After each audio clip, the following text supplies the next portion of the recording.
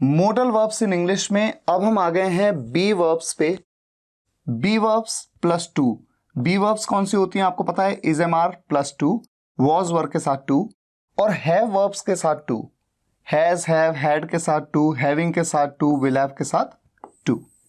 जब भी आपको किसी सेंटेंस में ये कहना है कि सब्जेक्ट को किसी काम को करना है, जैसे उसे खेलना है, मुझे जाना है, हमें पढ़ना है, उसे रोना है, नाचना है, गाना है, आना है, जाना है, यानी सब्जेक्ट को किसी न किसी काम को करना है, ऐसे में आपके सामने दो विकल्प हैं।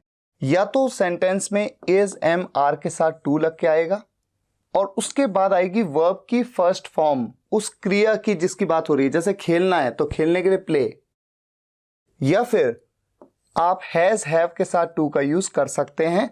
अभी सेंटेंस में आपको पता लगेगा। ये बहुत ही सिंपल है, लेकिन जब इनके नेगेटिव बनते हैं तो थोड़ा सा कंफ्यूजन होता है, इसलिए ध्यान से आपको समझना तो पड़ेगा।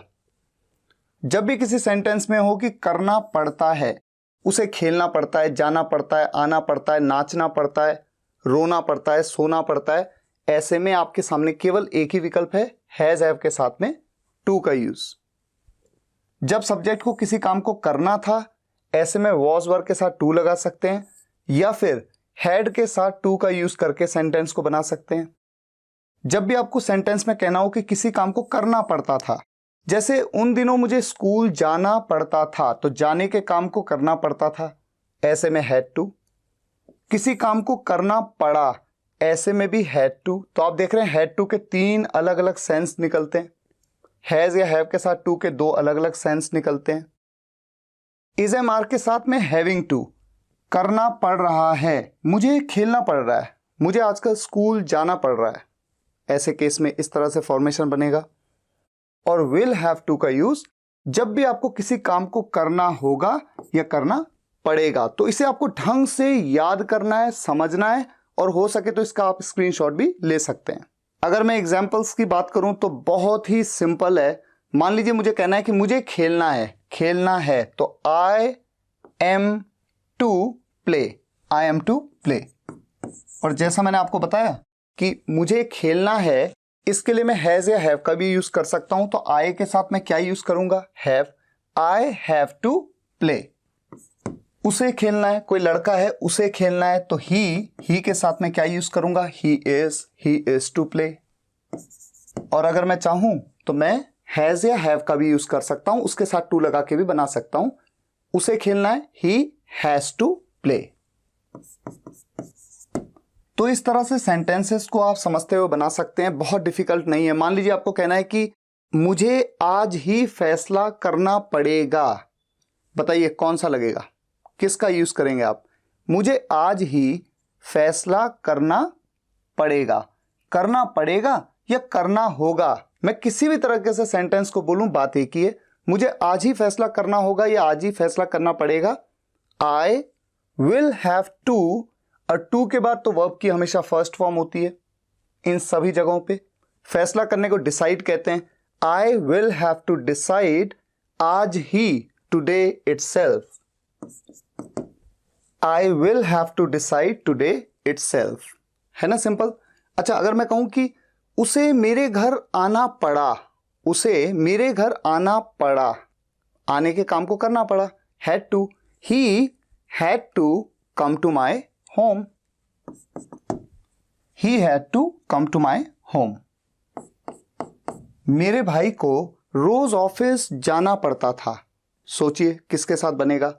जाना पड़ता था, यानी जाने के काम को करना पड़ता था, हैड टू के साथ बनेगा। सब्जेक्ट कौन है? मेरा भाई, माय ब्रदर, हैड टू। 2 के बाद वर्ब की फर्स्ट फॉर्म, क्रिया की फर्स्ट फॉर्म। क्रिया क्या है? जाना, जाने को गो कहते हैं। My brother had to go, कहां जाना पड़ता था? ऑफिस। टू द ऑफिस रोज, एवरी डे। हमें सोचना था और फिर बोलना था, हमने गलती कर दी, हमें सोचना था फिर बोलना था, तो सोचना था, सोचने के काम को करना था, या तो इसके साथ में या इसके साथ में। तो हमें सोचना था, सोचने को थिंक कहते हैं। वी के साथ तो वर लगता है, वी वर टू थिंक, या फिर वी हैड टू थिंक। हमें सोचना था और फिर बोलना था, we were to think and then talk, या फिर वर टू की जगह पे हम यूज कर सकते हैं had to. We had to think and then talk, और तब बोलना था, बोलने के लिए टॉक भी कह सकते हैं या फिर हम स्पीक भी कह सकते हैं। वैसे यहां पर स्पीक कहना ज्यादा बेहतर रहेगा। We were to think and then speak या we had to think and then speak. उसे आजकल स्कूल जाना पड़ रहा है, क्योंकि स्कूल रोज खुल रहा है, उसे आजकल स्कूल जाना पड़ रहा है, तो किसी काम को करना पड़ रहा है उसे। वो कोई लड़का है, ही इज हैविंग टू, और टू के बाद क्रिया क्या है, जाना। He is having to go to school these days. हमें ये काम करना पड़ रहा है, हमें करना पड़ रहा है। We are having to do this work, we are having to do this work. तो ये सेंटेंसेस तो हमें बहुत ही इजी लगे, क्योंकि हमें सिर्फ पहचानना था कि किस तरह का सेंटेंस है, और उसके हिसाब से ही जो भी फॉर्मेशन हमें यूज करना था हमने यूज कर लिया। लेकिन जब इन सेंटेंसेस के नेगेटिव बनते हैं तो थोड़ा सा चीजें बदल जाती हैं। पहले मैं आपको ये बता दूं कि देखिए, इज एम आर का कोई भी सेंटेंस होता है, जब इसका नेगेटिव बनता है तो आपको सिर्फ नॉट का यूज कर लेना होता है। इज नॉट, एम नॉट या आर नॉट, उसके बाद टू आएगा, ठीक है। तो इज के बाद, एम के बाद, आर के बाद तो नॉट लग जाता है। इसी तरह से वॉज, वर के बाद भी नॉट लग जाता है नेगेटिव सेंटेंस में, और यहां पर भी इज एम आर के बाद नॉट लग जाएगा इस जगह पे, है ना। Is having to, is not having to. जैसे मैंने कहा we are having to do this work, हमें ये काम करना पड़ रहा है, we are having to do this work. अगर होता कि हमें ये काम नहीं करना पड़ रहा है, we are not having to do this work, are के बाद यहां पर क्या लग जाता फिर, नॉट। तो ये तो है बहुत ही सिंपल। अच्छा, विल हैव टू, इसका नेगेटिव अगर बनेगा तो विल के तुरंत बाद नॉट का यूज हो जाएगा, विल नॉट हैव टू। लेकिन हैज, हैव, ये वाला जो फॉर्मेशन है और ये वाला जो फॉर्मेशन है, इनके नेगेटिव थोड़ा सा डिफरेंट वे में बनते हैं। वो हम देख लेते हैं, क्योंकि इसमें आपको कंफ्यूजन हो सकता है। हमने ये देखा कि जब भी किसी सेंटेंस में सब्जेक्ट को किसी काम को करना है, ऐसे में हैज या हैव के साथ टू का यूज करना होता है। लेकिन जब इन सेंटेंसेस के नेगेटिव बनते हैं तो दो तरीके हैं।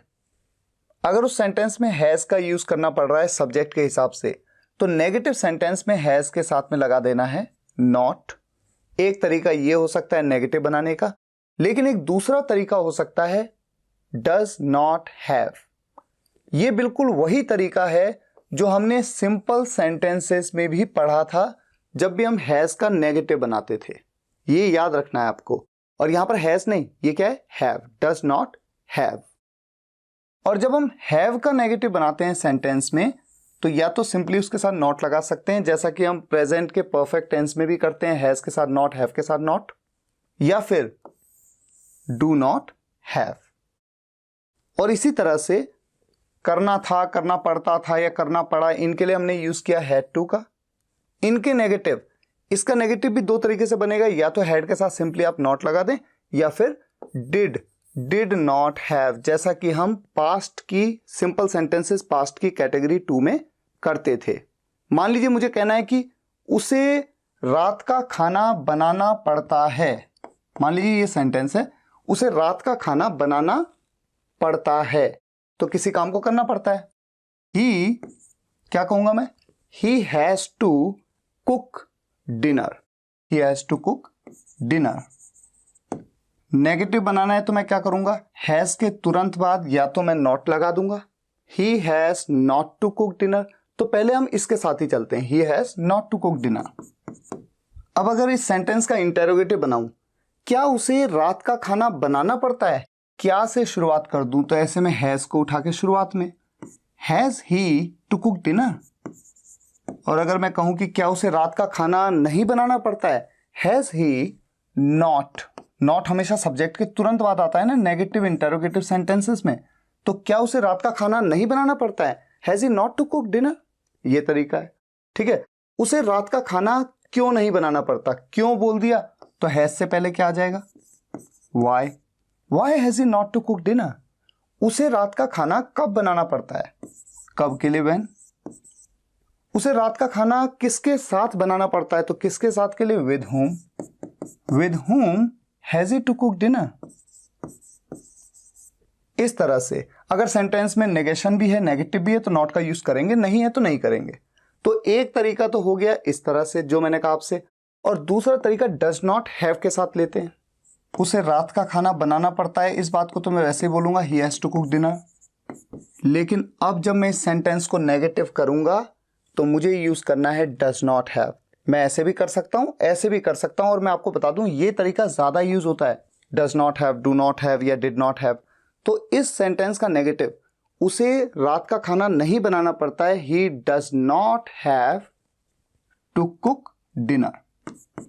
और अगर आपको याद हो तो सिंपल सेंटेंसेस प्रेजेंट में या पास्ट में जो सेकंड कैटेगरी के सेंटेंस हमने बनाए थे, जब आप नेगेटिव सेंटेंस ऐसे बनाते हैं तो इंटेरोगेटिव कैसे बनाएंगे आप, क्या उसे रात का खाना बनाना पड़ता है, तो क्या कहते हैं, तो शुरुआत होती है डज से। ऐसे सेंटेंसेस में डज से शुरुआत होती है, फिर सब्जेक्ट और उसके बाद हैव आता है।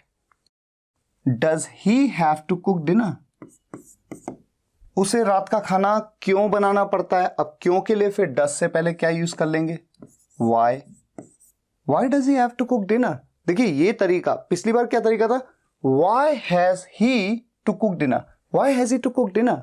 लेकिन ये तरीका क्या है, why does he have to cook dinner. तो ये तरीका ज्यादा यूज होता है इंग्लिश कॉन्वर्सेशंस में, ठीक है।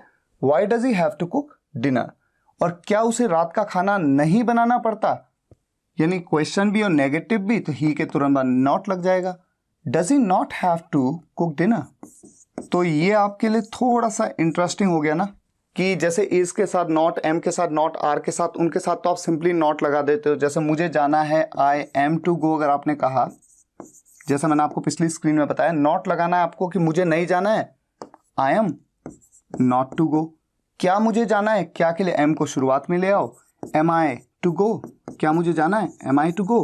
क्या मुझे नहीं जाना है, am I not to go, यहां पर नॉट लग गया। मुझे क्यों नहीं जाना है, तो वाई लगा दिया, why am I not to go, है ना। तो वहां तो सिंपल है, लेकिन सिर्फ हैज हैव के साथ टू और हैड के साथ टू, इसमें ही थोड़ा सा ट्रिकी है कि आपको ये दोनों तरीके से आप सेंटेंस को बना सकते हैं, पर ये ज्यादा बेहतर तरीका है। अब इसका भी यूज एक बार देख लेते हैं, तो ये शायद थोड़ा सा और आपकी एक्सरसाइज हो जाएगी। सेंटेंस लेता हूं, रवि को मुंबई जाना पड़ता था, Ravi had to go to Mumbai. Positive sentence तो बिल्कुल ऐसे ही बनना है। अब अगर इसका नेगेटिव मुझे बनाना हो कि रवि को मुंबई नहीं जाना पड़ता था, तो हैड के बाद तुरंत नॉट का यूज कर लूं। एक तरीका तो यह है, Ravi had not to go to Mumbai. लेकिन इसका जो दूसरा तरीका है, एक तरीका तो ये हो गया, दूसरा तरीका नेगेटिव को बनाने का क्या रहेगा, ये वाला, Ravi did not have to go to Mumbai. और आप इस बात को ऑलरेडी जानते हैं, सब्जेक्ट चाहे थर्ड पर्सन सिंगुलर हो, प्लूरल हो, जो भी सब्जेक्ट हो, हमेशा डिड नॉट हैव का ही यूज करते रहना है आपको। करना था, करना पड़ता था, करना पड़ा का जो नेगेटिव है, नहीं करना था, नहीं करना पड़ता था, नहीं करना पड़ा, इनके लिए, ठीक है। और यहां पर डज या डू का यूज आप ऑलरेडी जानते हो क्यों किया जाता है। डज का या हैज का यूज कब करते हैं, जब सब्जेक्ट होता है थर्ड पर्सन सिंगुलर, और बाकी थर्ड पर्सन सिंगुलर के अलावा कोई भी सब्जेक्ट हो, आप हमेशा हैव का यूज करते हैं, या फिर सेंटेंस में अगर डू लाना है तो डू का यूज करते हैं। तो इस सेंटेंस को बनाने का एक तरीका डिड नॉट हैव के साथ क्या हो सकता है, Ravi did not have to go to Mumbai. और जब हम लिखते हैं या बोलते हैं तो हम लिखते हैं डिडंट या डिडंट, तो बोलते भी ऐसे ही है, Ravi didn't have to go to Mumbai, Ravi didn't have to go to Mumbai. और अगर मुझे कहना है क्या रवि को मुंबई जाना पड़ता था, हैड को शुरुआत में, had Ravi to go to Mumbai, not नहीं आएगा क्योंकि मैंने क्या कहा, क्या रवि को मुंबई जाना पड़ता था, तो interrogative sentence, had Ravi to go to Mumbai. और अगर मैं दूसरे वाले तरीके से सेंटेंस को बनाऊं इसके साथ में, तो डिड को शुरुआत में यूज करूंगा, did Ravi have to go to Mumbai, did Ravi have to go to Mumbai. तो मुझे नहीं लगता कि ये कुछ टफ है, चीजें बहुत ही आसान हैं। अगर ये नेगेटिव इंटेरोगेटिव हो तो रवि के तुरंत बाद यहां पर नॉट का यूज हो जाएगा, had Ravi not to go to Mumbai, क्या रवि को मुंबई नहीं जाना पड़ता था, या फिर डिड रवि नॉट, यहां पर नॉट आ जाएगा। Did Ravi not have to go to Mumbai, क्या रवि को मुंबई नहीं जाना पड़ता था। अच्छा, अगर मैं एक सेंटेंस इंडिपेंडेंटली एक सेंटेंस देता हूं, हमें उसके साथ क्यों खेलना पड़ा, तो आपको ये समझ में आ गया कि हैड टू का फॉर्मेशन है। हमें उसके साथ क्यों खेलना पड़ा, क्यों बोल दिया, इंटरोगेटिव सेंटेंस है, वाई का यूज होगा WH फैमिली मेंबर की तरह, तो आप सबसे पहले वाई का यूज करेंगे। वाई के बाद उस सेंटेंस की जो भी ऑक्सिलरी वर्ब है उसका यूज होगा वाई हैड, और किसे, हमें, तो सब्जेक्ट है हम के लिए वी, वाई हैड वी। और आप ये जानते हैं कि हैड टू का फॉर्मेशन है, जो टू है ये सब्जेक्ट के तुरंत बाद आएगा, वी के तुरंत बाद। Why had we to play उसके साथ, with him, why had we to play with him. एक तरीका तो ये हो सकता है। अगर हम दूसरे तरीके के हिसाब से चलें तो ऐसे केस में हमें ऑक्सिलरी वर्ब जो कि सब्जेक्ट से पहले आएगी वो हैड नहीं, क्या यूज करनी पड़ेगी, डिड। लेकिन ऐसे में फिर हैव का यूज सब्जेक्ट के तुरंत बाद करना ही होगा। तो why did we have to play with him, why did we have to play with him, हमें उसके साथ क्यों खेलना पड़ा। तो ये कॉन्सेप्ट बहुत ही सिंपल है। मेन चीज बस यही आपको याद रखनी है। बहुत से स्टूडेंट्स को कंफ्यूजन होता है इस तरह के सेंटेंसेस में कि नेगेटिव कैसे बनाएं, तो नेगेटिव का मैंने आपको बता दिया, हैज हैव प्लस टू या हैड टू वाले जो फॉर्मेशन है उसमें नेगेटिव बनाने के आपके सामने दो तरीके हैं। अब मैं आपको बता दूं कि इस वीडियो में जो भी मैंने लिखा है, जितना भी कुछ मैंने कवर किया है, इसके नोट्स आपको मिलेंगे मेरी वेबसाइट पे www.spokenenglish.guru, day wise videos plus notes, इस पे आप क्लिक करिएगा। इस वीडियो के नोट्स और साथ ही साथ बहुत से इस तरह के और भी सेंटेंसेस आपको वहां पर मिलेंगे। उम्मीद है आज का ये कॉन्सेप्ट आपको क्लियर हो गया होगा। अगर आपको ये वीडियो पसंद आया हो तो वीडियो को लाइक और शेयर जरूर करिएगा। कमेंट्स में बताइएगा कैसा लगा। मिलते हैं नेक्स्ट वीडियो लेक्चर में, तब तक के लिए टेक केयर, गुड बाय।